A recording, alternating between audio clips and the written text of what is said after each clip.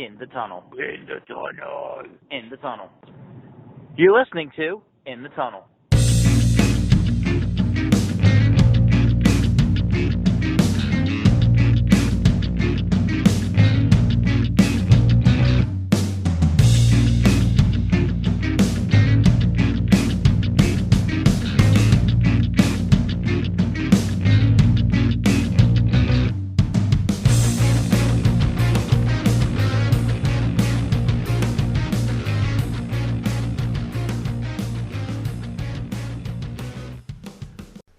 Hello and welcome to In the Tunnel. Today is June 12th, 2018. We're talking the wrap-up of the NHL and NBA season. We're talking baseball, and it is our 10th episode. My name is Jeremy. And I'm Sean. And we're here to recap the past week in sports. We decided to record a few days earlier than our less days in between from our last episode because, we weren't expecting that the NHL and NBA were going to wrap up, but yeah, they did. And now we're stuck in this I'll say that this lull where baseball is the only sport. Well, I'll say that we weren't expecting NHL to really wrap up as fast as it did. I thought they had the best chance of going one more game, we'll get into it, but that was a possibility. But the NBA, we saw that coming. Yeah, I mean, we saw the NBA one going maybe 5 at the beginning of the series. So the fact that it went 4 doesn't surprise us. Yeah, it's I didn't get my gentleman's sweep that I was hoping for, but at the same time, I think the more realistic thing was that you saw after game 1, if the Cavs weren't going to be able to hang around, then the series was done from the get-go. Yeah, game 1 did really put a dampen in the Cavs game. It's funny because you see how the NBA breaks up the playoffs and puts in these marquee matchups, in the finals and the conference finals, they put 3 days in between games. And you think every game is its own thing. Momentum probably doesn't carry over with that much time between games. And then you get hit with the J.R. Smith stupidity thing, and the Cavs losing game 1, which was just everyone was so befuddled, didn't know why things didn't happen. And it kind of set the tone for the whole series. It was just that inability to take a step and be above the Warriors. It was more like playing catch up for the whole series. Yeah, each individual game. They should have won that game for all intents and purposes. Right, and it kind of changes how you're able to sway momentum and take if the Cavs take a game in Golden State, whereas let's be real, Golden State was going to take one, if not both of those home games anyway. Yeah. Golden State rarely loses, let alone at home. Yeah, but game 1 was their best shot, and they blew it. But then the only chance they really had was game 3, and they couldn't do it. Mm-hmm. And game 1 was for the Cavs. It was their kind of surprise attack, so to speak, because it's everybody was counting them out or saying the Cavs are going to go down early, kind of like we did. And then it's how wrong would experts and how quickly would experts have changed their tune if the Cavs took that game 1? Yeah, it could be this is a series now, and it still could have ended up only going 5 games. It would have been your gentleman's sweep. Gentleman's sweep. Yeah, and then true gentleman. They had the true chance. Gentleman lets everyone win. In game 3, really, it was close. But yeah, it was close, but never to the point where they would win. The Cavs were going to strike. Yeah, but those were. I at least thought that those were the only 2 chances they had to really do anything to the Warriors. Mm-hmm. And So once they didn't do that, or once they had that meltdown in Game 1, and then they couldn't do it in Game 3, it was over. Well, yeah, I also think that if a team shows that they are able to almost or barely win, like the Cavs did, like their peak level of competing in the series was to almost get to a win or barely. I mean, it was to If blow it they in if the they last second of yeah the game. if they had won a game, it would have been to quote unquote barely survive. Uh, so if 2 of the 4 games you barely survive or like almost won, compared to the other 2 games where skill is everything and Golden State dominates you in a best-of-7 series, that still uh, will allow Golden State to win it because you can have 4 skill games the way that the pattern was drawn out to be. Like Game 7 would have been an absolute domination effort from Golden State, whereas Cleveland probably like Game 6 would have been their last one if this went 7. The way it was looking, there was no way that Cleveland was going to be able to put together back-to-back wins. I mean, I didn't see this going past 5 anyway. I mean, I'm just throwing some creativity and imagination into what could have been. Not that the potential was there to go that far anyway, but you know. Yeah, I mean, like, they had a great chance to win, and the entire team blew it, not just J.R. Smith. I mean, sure, he had a part of it, but the entire team just blew that game. Yeah. And then Game 3 is the only other chance they really had to strike back because Golden State got comfortable in their home court and they dominated Game 2. And then Game 3 was Yeah. where the changeup happens with the switching courts. So that's really the only other time they had to at least make a strike. Yeah, and it was funny because you see, like, I mean, at this point in the playoff or in the finals, they obviously do like the T-shirt giveaways and stuff like that, and just to see pictures of like, oh, this is what Quicken Loans Arena where the Cavs play is like. We are CLE T-shirts for everybody. Is like, yeah, that's great and all, but how about something like of a rallying variety instead of like, oh, we're all here. I just thought that was funny. Not really uh, on par with what we're talking about, but you know, now was the time like if you really want to pump up and rally behind the team and I mean, not just they didn't have rally towels or anything? nope, just shirts that said, or no, I don't. It didn't even say we are CLE. It just said CLE. That's boring and dumb. Like, Yeah, at least, like, like the NHL playoffs, they all had rally towels. oh yeah, and like if you got the rare hat trick, you throw it on the ice or something. Uh, Yeah. I mean, look, man, when's the last time someone threw an octopus on the hardwood? I don't think that's happening. Yeah, see, NBA lacking traditions other than Golden State Warriors versus Cleveland Cavaliers. Yeah, I mean, hey, at least we can look forward to that one not happening anymore. Well, hold on, is LeBron the octopus that's thrown on the floor? If only, you'd be really happy. I mean, he is a flopping fish.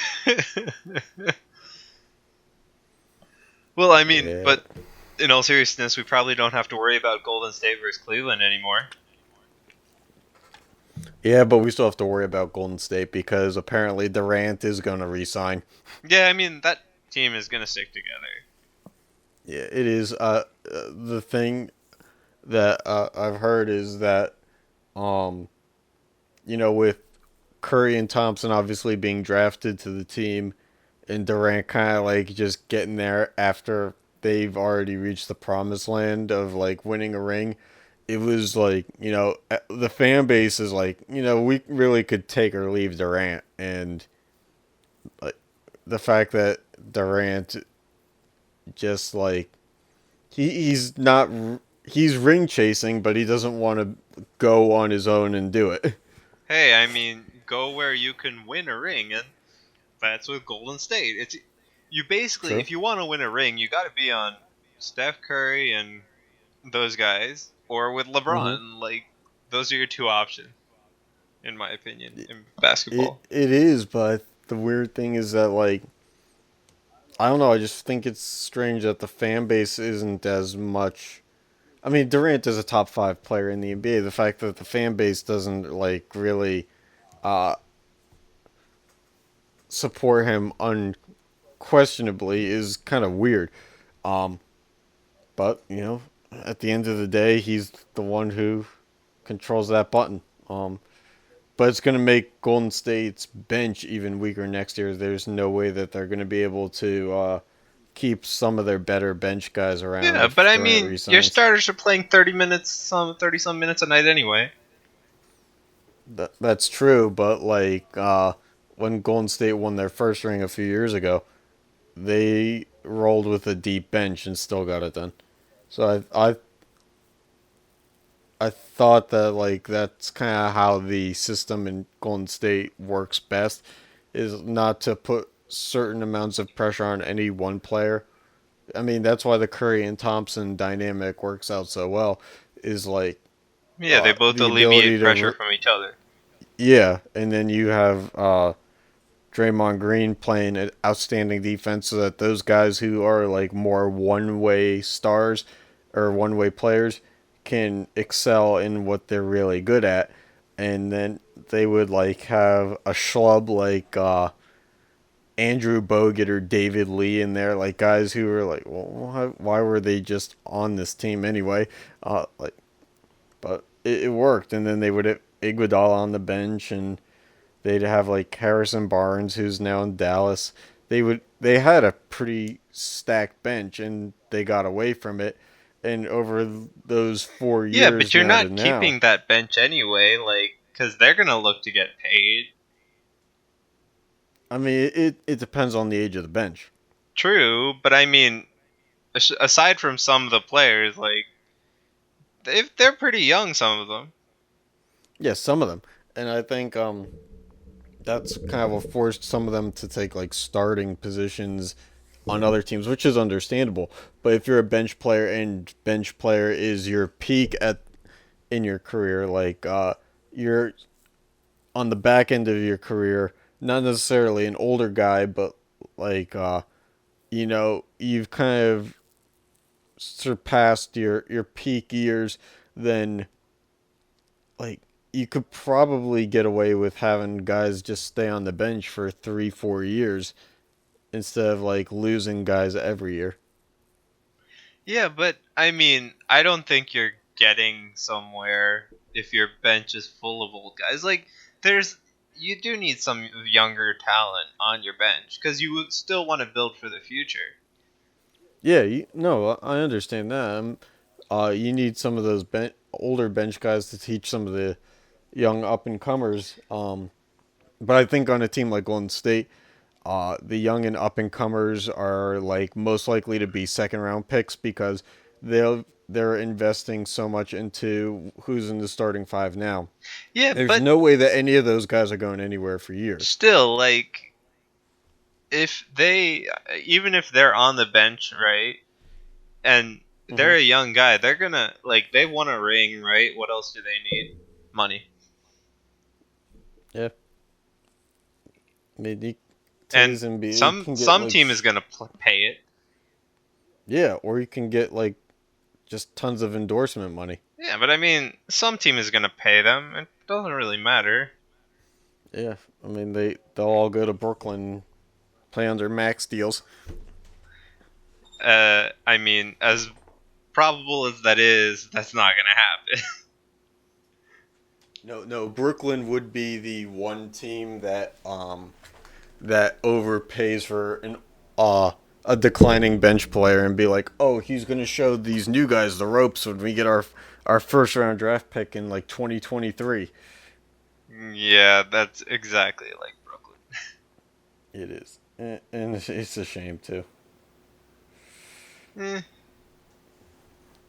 But the other thing, getting back to like the series itself, is we found out that LeBron James, quote unquote, probably had a broken hand that he decided to show the world only after the series ended, which was extremely funny, because I don't think anyone was saying that LeBron didn't show up for the series or look like he played hurt Yeah, or like anything like I that. don't And think it's just he like, needed oh, an excuse.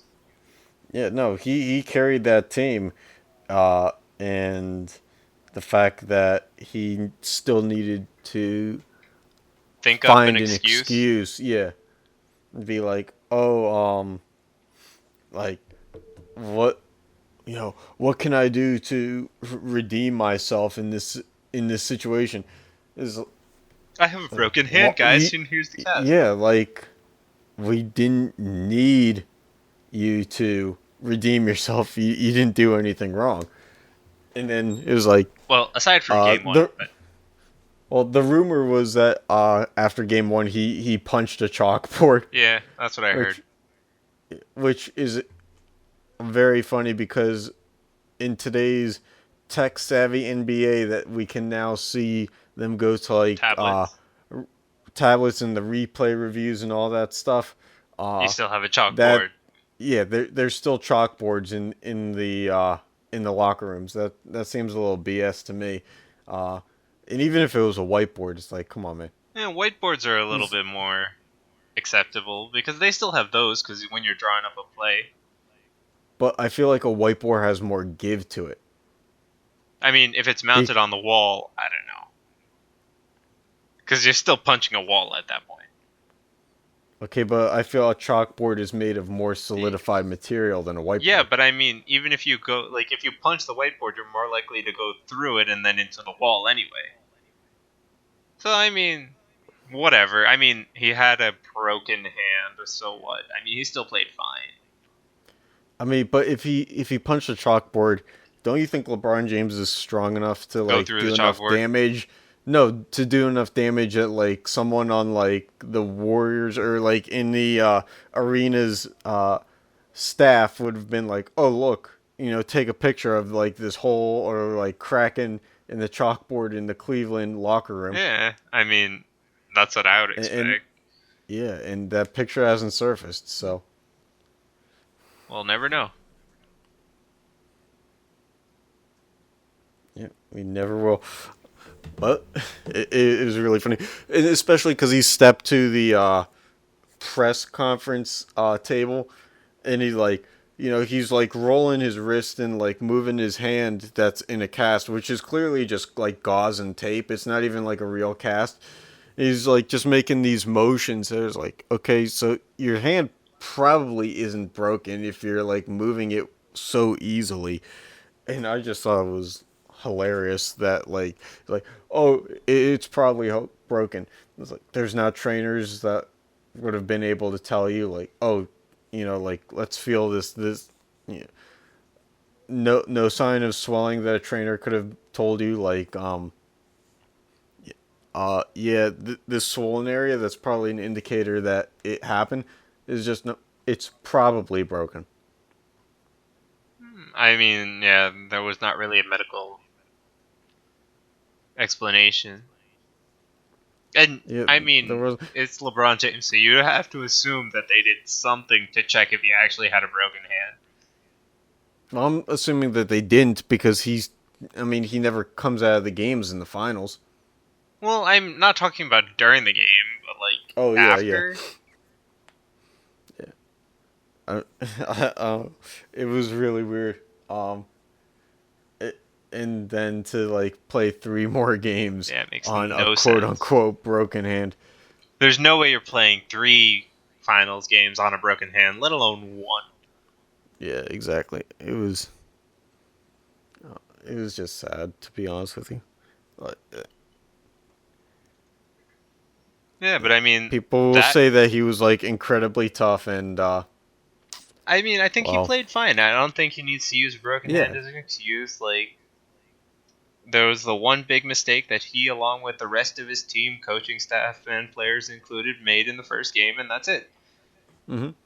Like his broken hand wasn't gonna stop Steph, Clay, and Durant from scoring on offense.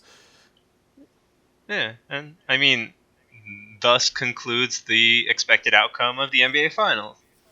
Yeah, it's a soft league, in my opinion. I and mean, this is what we've waited Just 82 regular further season games verification. for, plus the playoffs. Like,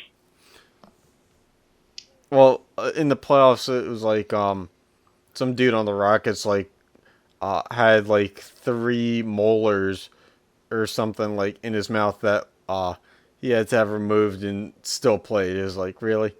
Come on. whatever. It's like in the NBA world went crazy. Like, oh, this guy's so tough. He had 3 molars taken care of. His. I mean, getting to Yeah, the point where you need to remove your molars is pretty bad. it was So, molars, something in the mouth, but it was like, like, come on. In a game where you run around, your teeth being taken out is probably the least relevant, like, tough guy move. I mean, it does hurt. I mean, you had to get socked in the face. Yeah, no, you were right. So, I mean, like, that's different. It's just like coming out with a broken hand after getting swept when there was like almost no reason to, that's a problem. I don't care if somebody getting like hit in the face and then having to take molars out in the middle of a game. Sure, go ahead. I mean, that has more probability of happening because there would be video evidence somewhere of you getting hit in the face. Yeah. I mean, kind of want to see that video.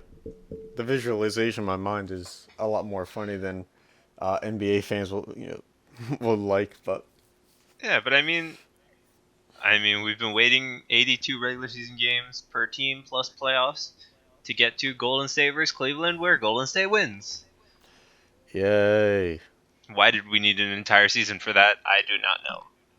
And the funny thing is, like, in the beginning of the season, people were like, "Oh, it's gonna be, everybody says it's gonna be Golden State versus Cleveland, but like, there's all these other teams in the way. There's no way the NBA is this predictable." To be fair, Flash forward. Once Hayward went down, then it became basically predictable. And the funniest thing about that is, I know you're not making a joke, but the fact is, Hayward went down in like the opening 3 minutes of the season. First game, right? Of the season, yeah. Yeah. I mean, but like... And against the Cavs, so is the league rigged? Oh, God, really? Down against the Cavs. Hey, if LeBron can play 3 games with a broken hand, the league can keep Gordon Hayward out with a broken ankle. But I mean, seriously though, like, prior to the season, like, Boston was looking like it could contend with Cleveland for that spot. Mm-hmm. And once Hayward went down, I was like, all right, well, Cleveland, Golden State, I don't need to watch the rest of the season. Bye-bye. Yeah, no, you're absolutely right. It's certainly sparked a lot of a dud. Yeah. So you have anything more you want to say about basketball? No, I think I've exhausted so the points I want to make. Let's get to the more fun matchup, in my opinion. All right, let's do it. The gentleman's sweep of we got one. Capitals and the Vegas Golden Knights. Yep. So I mean, after a back and forth game 1, the Capitals took over for 3 games, and it became a back and forth game 5 with them just edging them out. Yeah.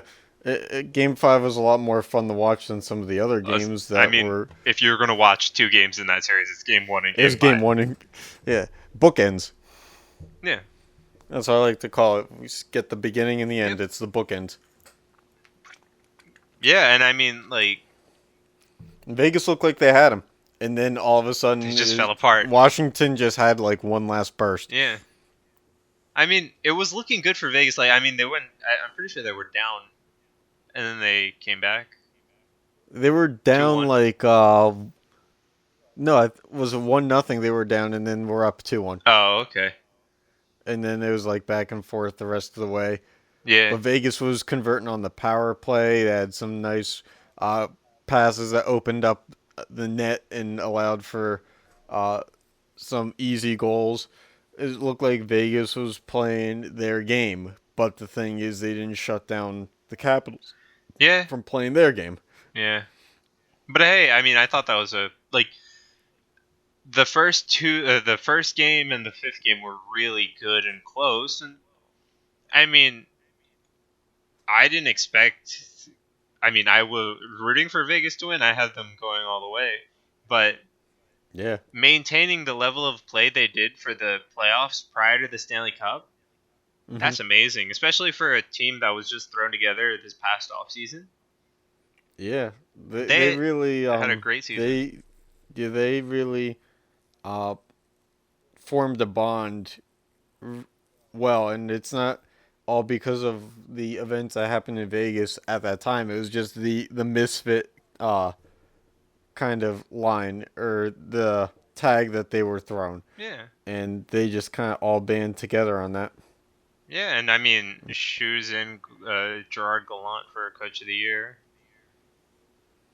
Yeah, you'd be hard pressed to tell me otherwise. Although if there is any coach that probably deserves it now, it's the coach that got the Capitals all the way to the Cup. No. are you are you kidding me, man? No, Gerard Gallant's Coach of the Year. No, no question. Uh, we'll see. I, I, I just gotta But I mean, praise the none of Capitals that, like, for how they were able to to be fair, execute. none of the playoffs should what's it called? Be Oh, part that's of right. the voting. No, you're right. You're right. No, you're absolutely right. I did not factor that one in. The Conn Smythe, right? It's the only playoff MVP. Yeah, and it went to Ovi. Where it should have went to Holtby, in my opinion. Yeah, I mean he had the save. He had great saves throughout, like, all of the games, really, that really made the Capitals stand apart from Vegas, because he made some great saves in a couple of, like, those games in between where we're saying that they weren't that great to watch. I mean, Vegas still had their chances, so you can't just count them out. And Holtby was there making great saves Hmm. throughout the Yeah, he series. shut them down. Wouldn't allow them to convert on any opportunities that would have put Vegas into the game. He was Yeah, on early and often. yeah, and so, like, I mean, I figured they'd give it to Ovechkin, but I really do think Holtby deserves it more. Yeah. I think there's just too much of a storyline for Ovechkin to have not given it to him. Yeah, but I mean, we're supposed to be voting on the most valuable player of the playoffs, not the most interesting story of the playoffs. Yeah, plus didn't Kuznetsov have more points than Ovechkin? I'm pretty sure. I thought Kuznetsov was like number one in all the playoffs in points Yeah, I mean, I by could the end of believe it. that. I don't, like, nobody from Vegas was close, I don't think. Yeah, and if Vegas won, it was going to be Fleury. Yeah. Huh, I hands don't think there was down. any dispute. Yeah, and I feel bad, not just because a Penguins fan, but like because for Fleury to be on a team that loses in 5 games, and it's kind of like the LeBron thing without the excuses. Like he showed up, and the rest of the team it wasn't able to like help The him get it done. middle of the book, they weren't there at all. Yeah, exactly. But I mean, to be fair, they showed up like games 1 and 5, and they gave them a fighting chance. I mean, couldn't pull it together at the end, but No, you're right. And look, it's hard because like Vegas did give up more goals than we were expecting them oh, to. definitely. But that, I mean, Um, that's more attributed to the defensive play than the play of right. Flurry. It was the inability to shut it down as opposed to the ability on their uh, for the goaltender to stop pucks. Yeah, and that's another reason why I thought the Conn Smythe should have went to Holtby. Right, he was Yeah, because the he most did integral what part of them winning right. because he stopped Vegas from doing what they do in those middle 3 games. No, you're absolutely right. Uh, Again, it just comes down to the story. Yeah. They weren't going to let Ovechkin go 14 years without making a final and then to win the cup and be like, oh, it goes to somebody else. They the league benefits from saying that one of their poster boys did it. Yeah, I know. But hey. It's a shame because I mean, but if the Capitals go back in the next 5 years and win another cup, then it'll be someone else. Hey, you never know. Oh, Maybe this time, maybe that time I'm Ovechkin hoping will actually deserve it. I'm hoping that I never will need to know, Sean, because You and me both. although I will say that I had a lot of fun uh in my apartment complex going to work the next day, and I don't know if a dude like went up to DC and celebrated, and then was just in the complex going back from like a long drive or whatever, uh, and going back to his apartment. But he was in an Ovechkin shirt, and I made sure that I rolled down the window and I said, "Well, hey, Pens still have five." And then I rolled up my window and I went to work. Oh boy. You have to rile people up, don't you? I mean, it's the New Jersey way. Of course it is.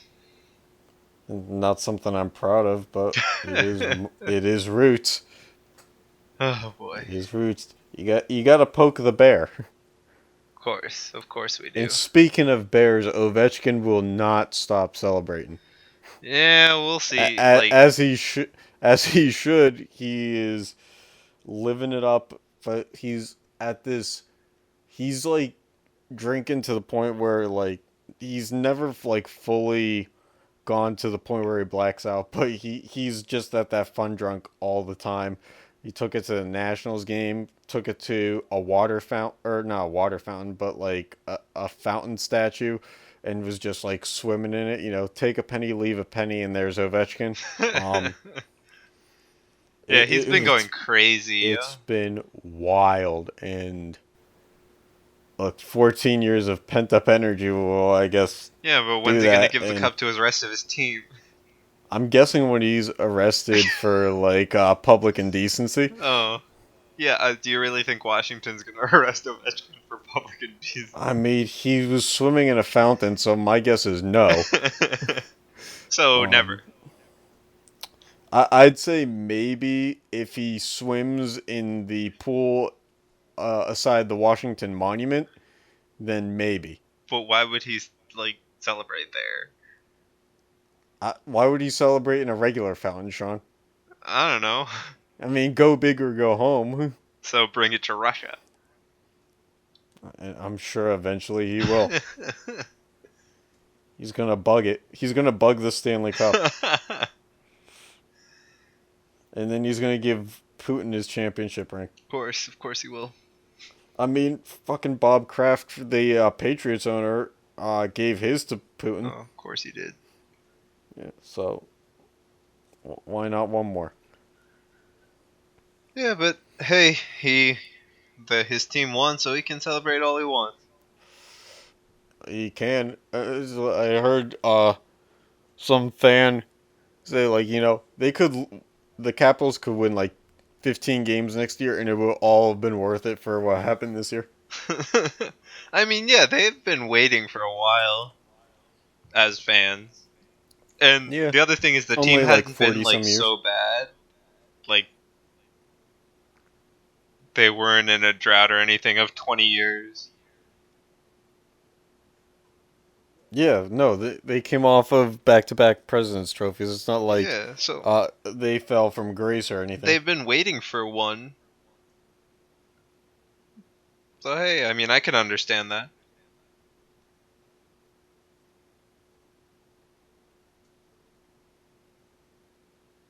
Yeah, no, you're right. Yeah, but I mean, I thought Game 5 was a fitting end. It was a really nice hockey game, and it was It back had and a game. forth.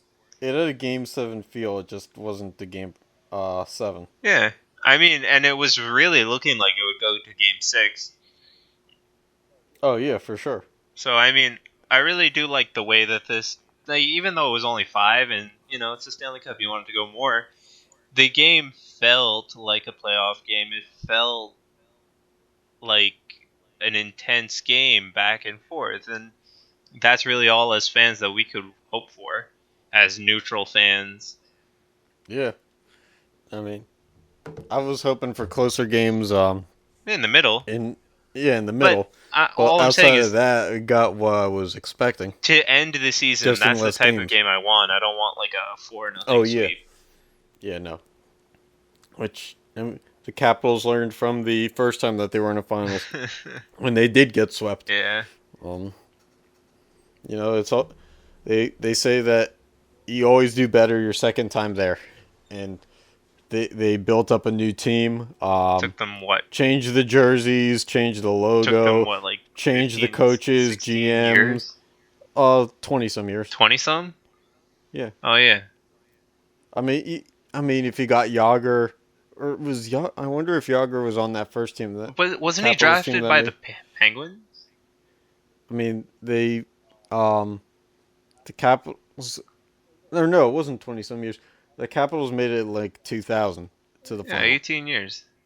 Yeah, but Yager was on. I don't think he was on the Penguins anymore at that point. But it wasn't he? Yager was drafted with like before we were born, right? Yeah, he was drafted in 86, 87, something like that. So yeah, he only spent. Yeah, I don't know what team he was on. Could have been like 1 of 10. I know after the Penguins was the Capitals, though. Yeah, but how long? Because there's no way he stayed on the Penguins for so long that he would. I think he was on the Penguins for at least 10 years. He didn't go voluntarily either. He was bought out. Yeah. Or like they were about to hit bankruptcy, so like they were able to sell the players to the league in a bought out way, kind of like that. The Yager never wanted to leave, but he did it for the good of the organization. Well, I mean, he was sold. It's not like their bottom. Yeah, but I like mean, bottom line wingers were gonna make I don't it. think like he doesn't spend so much like in any of the other teams. How long did he actually spend? Was this like max? I thought he moved around quite a bit after that. Yeah, after that, I don't think he spent more than like 3-4 years most with the team. Yeah, so I mean, it might have been the Capitals, but I don't remember. So whichever team he was on. I started.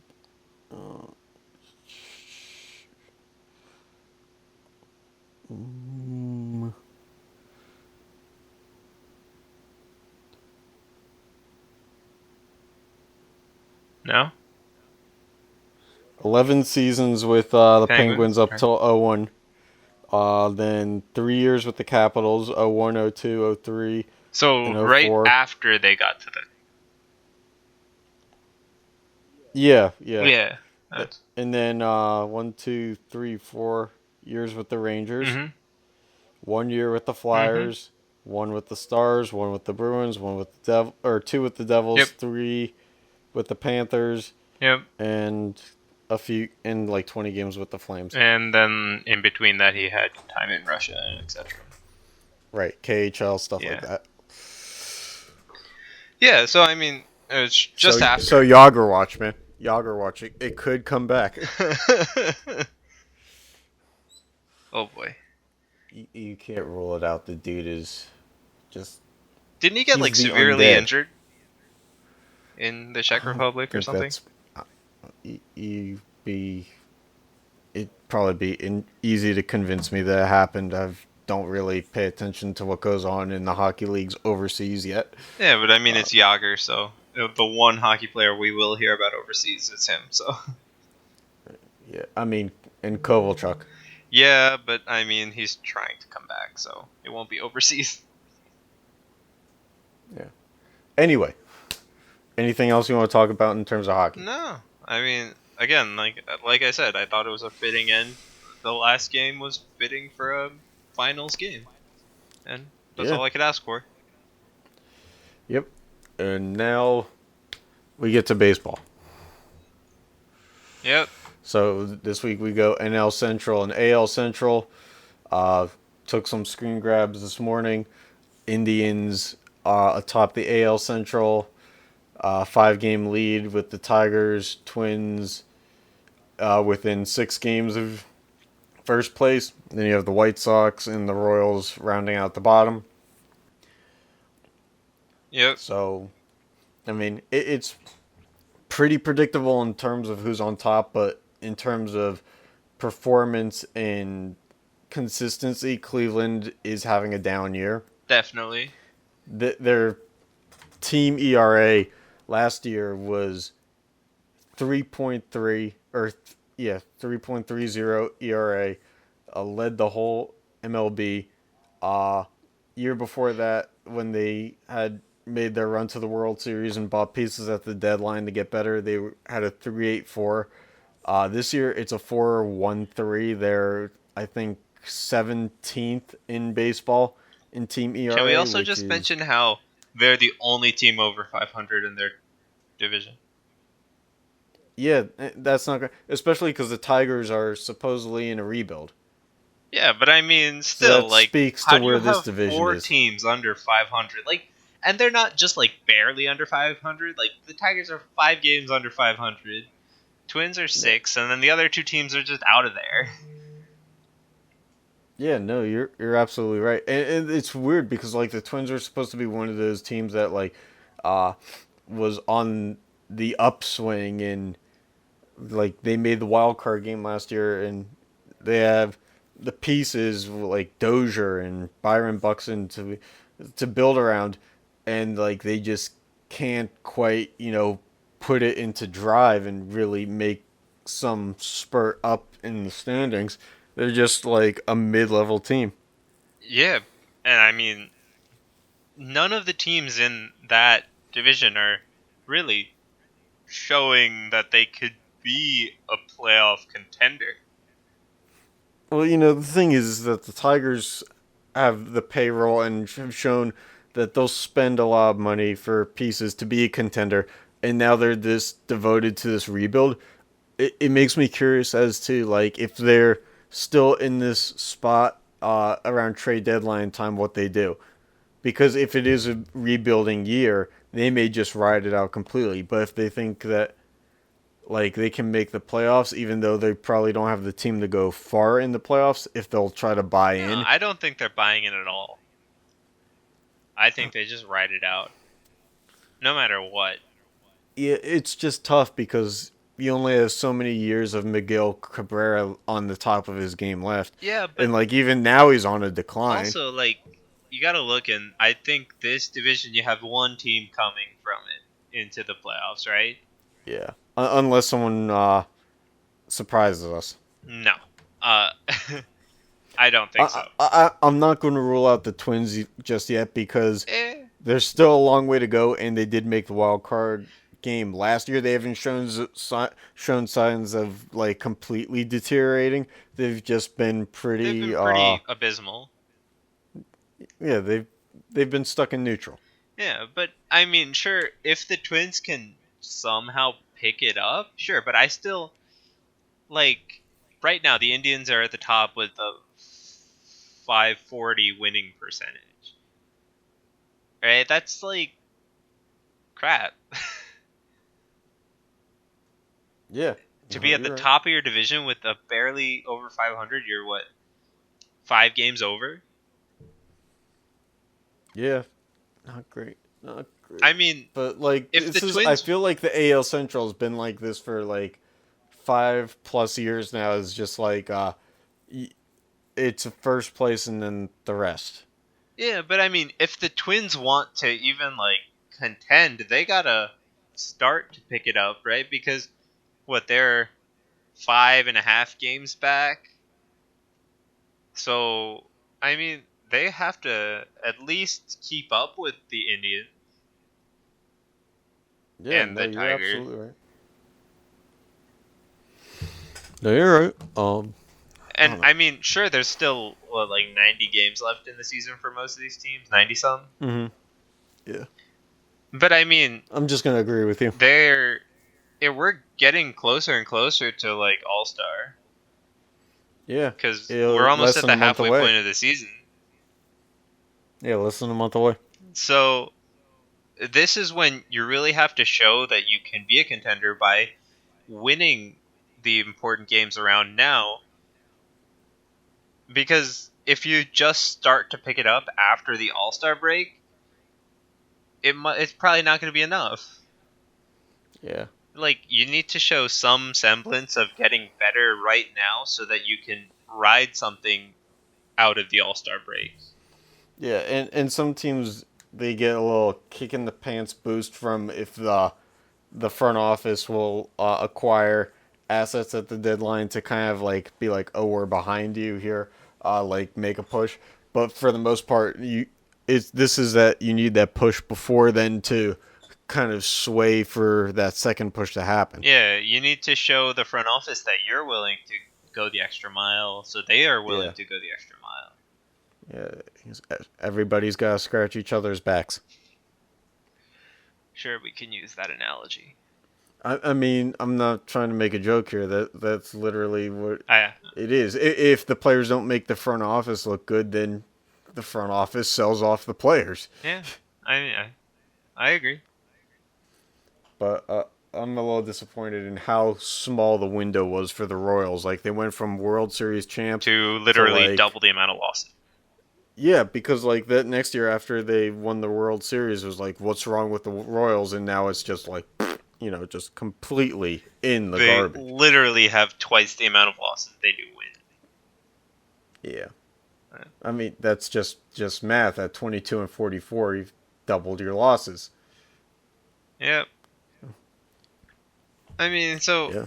I really don't see more than one team coming out of that, and I'm looking at the Twins to really be the drivers for that division to see how it goes, right? Because if they can if they have the chance at contention, right? If they can start to win their games and even just keep up with the Indians, really, because I think the Tigers aren't gonna be a major player at the deadline. Then I think if anything they'll sell. Yeah. Might as well get some more assets for the rebuild. Yeah, so I mean, I really think that the spotlight should be on them to see how the division really plays out, because under them, the White Sox and Royals aren't going anywhere. Mm-hmm. So those teams are like going to be in a rebuild for the next 5+ years. Yeah, so I mean, if we want to see a good division, the Twins have to show that they are not gonna slump even just a little bit to join the White Sox and the Royals. Mm-hmm. No, they don't have to win the division, so to speak, but they have to light a fire under the other two to.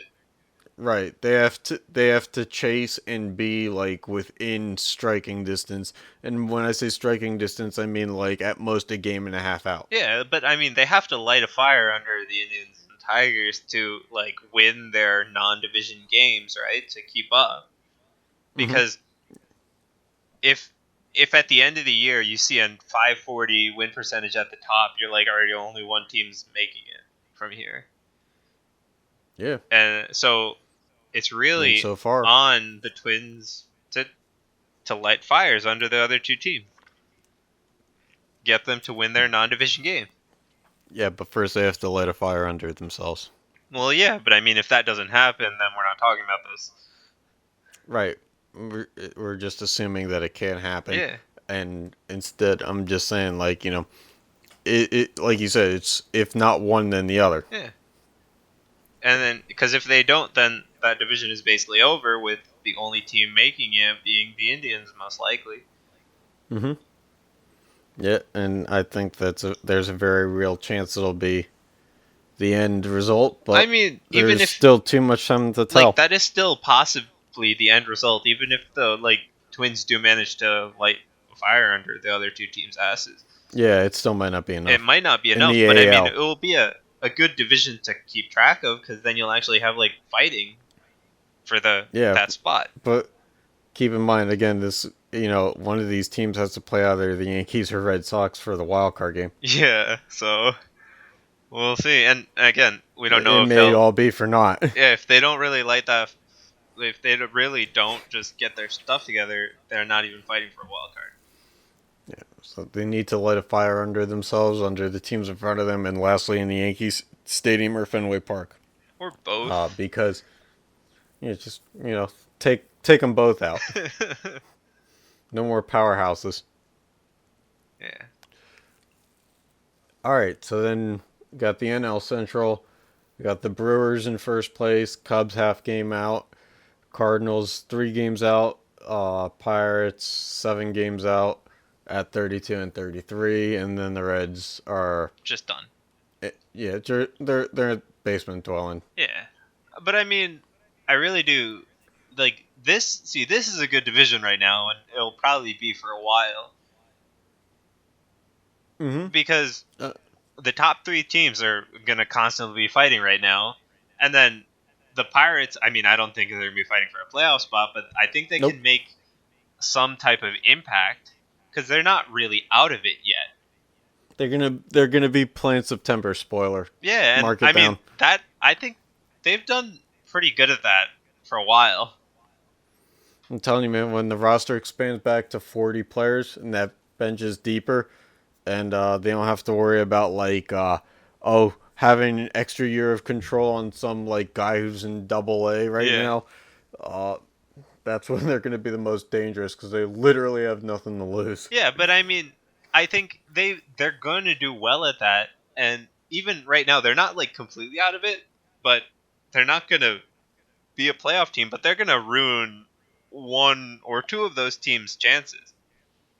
I'm just looking for them to be good enough to not sell off some of their top up and coming talent, and just good enough that they don't like I'd like to see a near winning season, maybe a winning season that like keeps everybody optimistic for the next year.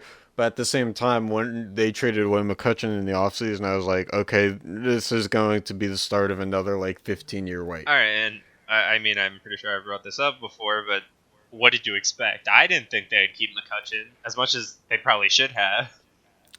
I think I told you like I expect the Pirates to be as incompetent as they always are. Keep the guy and then like sell him when he's like on a 10 game hitless streak. Yep, sounds like him.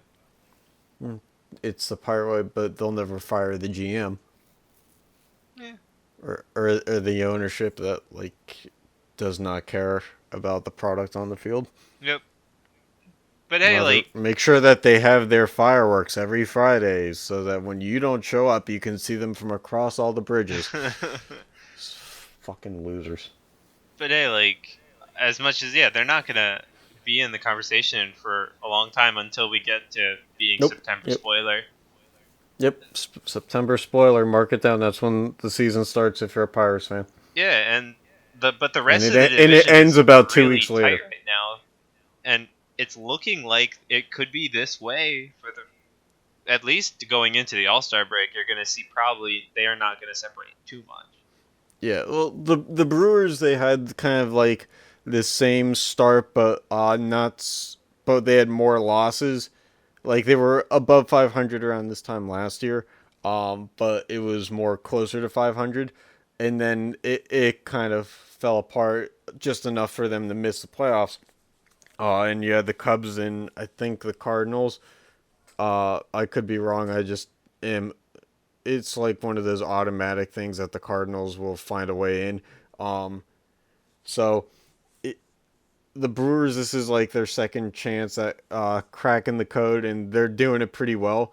I'm not convinced yet that they're going to run away with the division, Oh no. especially because, like you said, this is a close enough division with the top 3 teams that like anybody can make that move. You can never rule out the Cardinals and the Cubs. The Cubs are just forking over big contracts and trying to get something out of it, and they're playing pretty well. Like they started slow. They've also had some series where they look bad, but they've kind of put together enough pieces so far in the season of late to be back within striking distance at half a game out.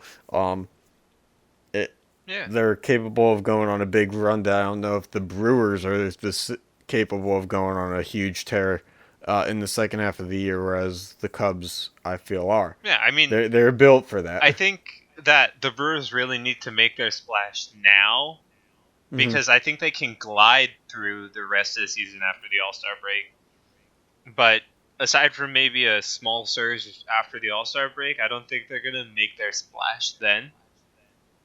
Yeah.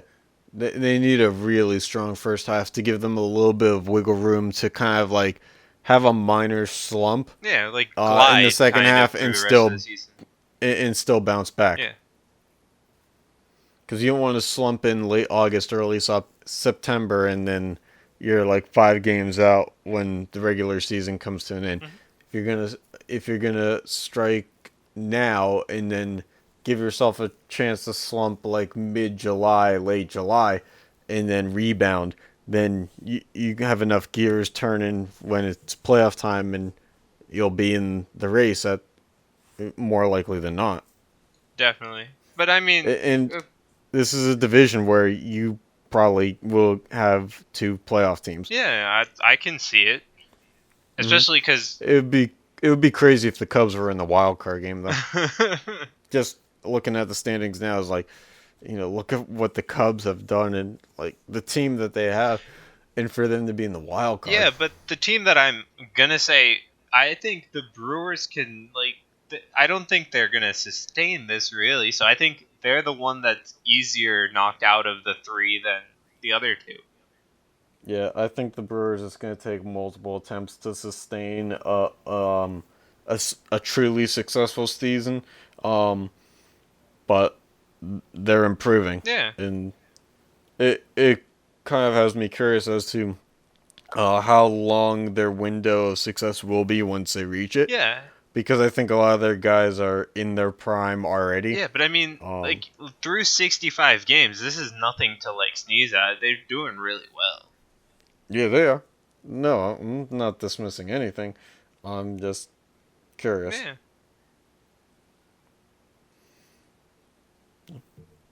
Yeah. And also the Brewers, they're below 500 against their own division. Against their own division, which is not great. Isn't it only by 1 game?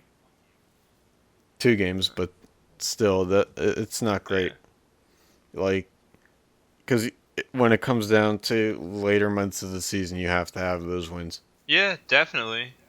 Because those will be tiebreaker. Yeah, but that's why I see they're the team that, even though I mean it's kind of obvious they're the team at the top, so they're the team that you're looking at that needs to slip. But I feel like even if they weren't at the top, they're the team that I'd expect to slip the most out of those 3.